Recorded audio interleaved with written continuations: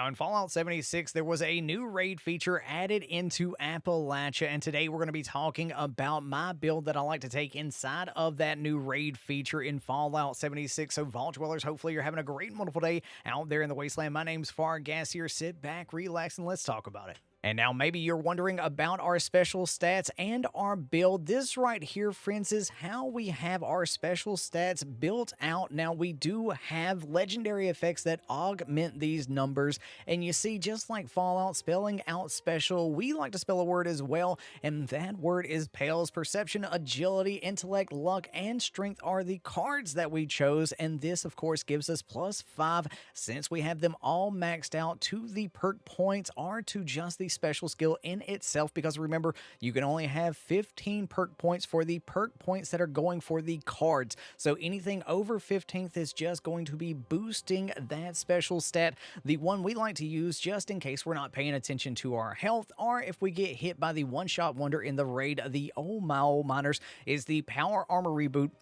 And this, of course, gives us a 40% chance to auto-revive with full health if you are downed in power armor. But another great one for you to use out there in the wasteland is the wonderful, wonderful taking one for the team. If you can draw the fire from the enemies, they will take 40% more damage when they are attacking you. If you are on a team, this is an absolute great card, but use whatever you are comfortable with. But as for me, I have a problem, especially in these raids, with getting so many chems that we really do need traveling pharmacy. I mean, if you've run raids or you've seen people run raids, then you'll see the amount of super stim packs and everything that they have. I am a heavy gunner, so I have all of my heavy gunner cards maxed out, and I just had a spare point in here. I wanted that carry weight, and I was like, you know what? I'm always running around in power armor anyway, so why not at least do 1 point into full charge? And we definitely have a pain train coming up, and that is seemingly going to be some fun. Concentrated fire, absolutely, positively, I love it. Glow in the dark, like glow sight, I love it when we're just out in the wasteland, not necessarily inside of the raid. Now, I will change this out with Butcher's Bounty if I am hunting things like squirrels or scorched beast to try to get brains or anything like that. That way we can increase our intellect or just, you know, our XP gained. Grenadier for the fact that we have an explosive legendary effect on our weapon. Endurance, we got 13 points in here to move around with. I like having as many HP points as possible. We got Life Giver, we got Through a Hiker, because again, I have a problem with carrying food. Thirst Quencher, just for that increased max AP. Bullet Shield, this is one that I love to use, especially with a heavy weapon, because the 20% deflect chance for 6 seconds when firing a heavy gun is absolutely wonderful. You reflect so much. And of course, Fireproof is just one of those cards that I really don't build a build around without having this in here. Starch Genes, we are mutated, and that's one that you definitely need, and I like that they've moved it over from luck over into endurance.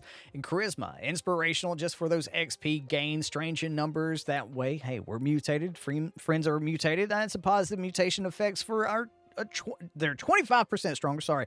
If your teammates are mutated as well. Sorry, I need some coffee this morning. Team Medic. This is one that I love to share when I'm on a team. This either second level or third level.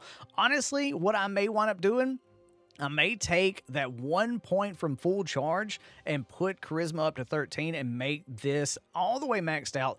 That way, this right here is an absolute great card to share, because when your teammates are near you and they stim pack, it counts for you. When you are near your teammates and you stim pack, it counts for them. This is one in a raid. If you are not sharing, you should definitely put on your build and definitely share. Suppressor, this is one of those, another one just like Fireproof. I cannot put it in my build without, like, I can't make a build without it pretty much, because Suppressor, reduce your target's damage output by 30% for 2 seconds after you attack. This is such a slept on card, just like Tenderizer. Tenderizer is one of those that I love as well. Make your target receive 10% more damage for 10 seconds after you attack. It's absolutely wonderful. Intellect, let's go. Power user, we are using fusion cores. We're in power armor, so why not make them last longer? Now, if you've got a lot of fusion cores and stuff like that, you can move this over to something else that you more like to use. This is just a kind of a helping guide, a foundation to help you build your raid build. But we have stabilized because we are in power armor and we are shooting heavy weapons, and heavy guns gain excellent accuracy and ignore 45% armor. And now this comes into play with why we are not using an anti-armor Gadplaz. We are using what we are using, but we'll go more into that. We have Demo Expert maxed out to get the most damage from our explosive, 60%. Then we have batteries included because we're not using ballistic. We're all using either flamer fuel or, plasma cores or ultrasight plasma cores. So that's all energy weapons, and so that's all energy ammo. So that's why we don't have bandolier in strength.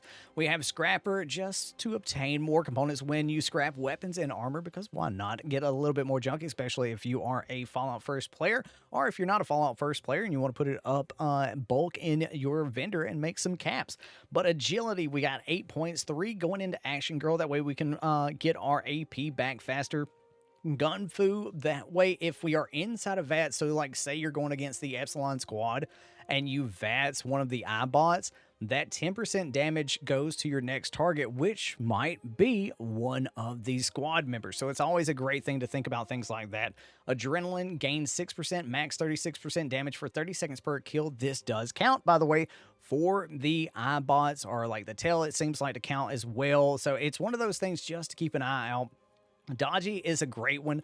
Avoid 30% in incoming damage at cost of 30 action points per hit. Now, the only place that I have personally found that having Dodgy sucks, and I may wind up taking it off of my build, is inside of the tunnels when there's 6 or 7 mole miners that are firing at you, because your AP can disappear really, really quick.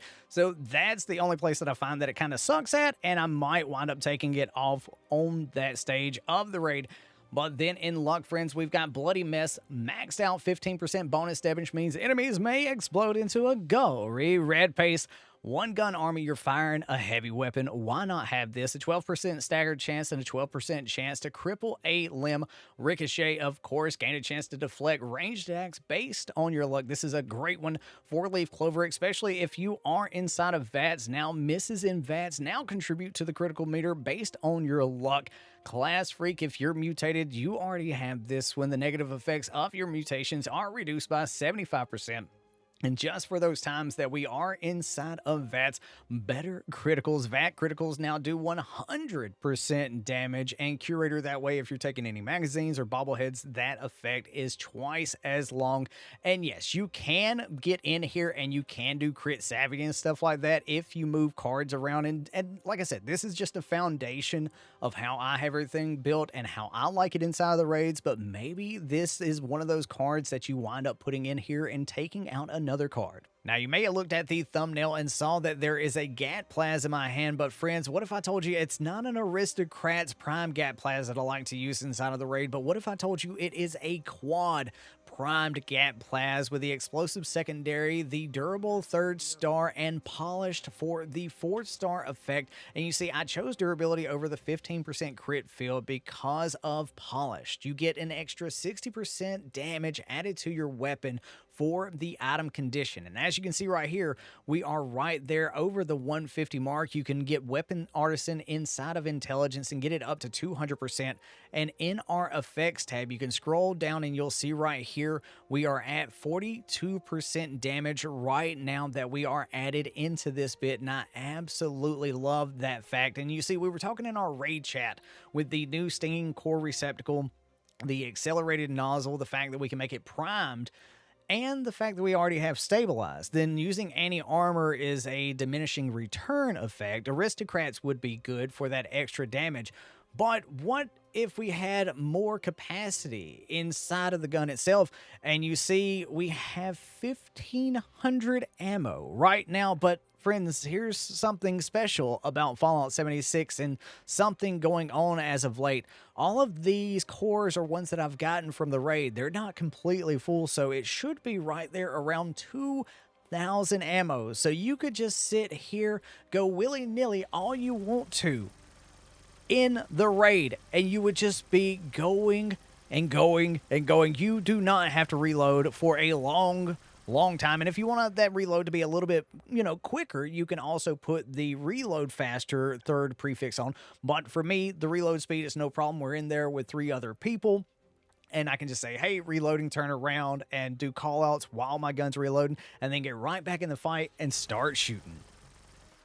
And now there are new mods available where you can put a large core receptacle on a Gat Plaz that will give you 750 ammo, but this, my friends, is what led us to think about quad. You see, we are going to lose some damage, but we can make that up by using the stinging core and also by using stabilized. And with quad, we are going to be more engaged with the fight, so we are reloading less, meaning we can do more damage over time.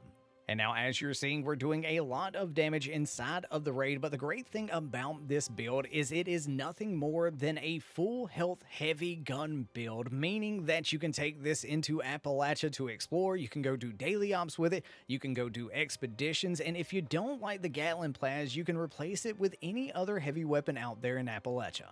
Thanks so much for taking time out of your busy day to check this video out, and if you'd like to see me do a specific build on a weapon or anything goofy, just let me know in the comment section below. Thank you so much to the channel members for the continued support. Y'all have a great and wonderful day out there in the wasteland. Peace. Love ya.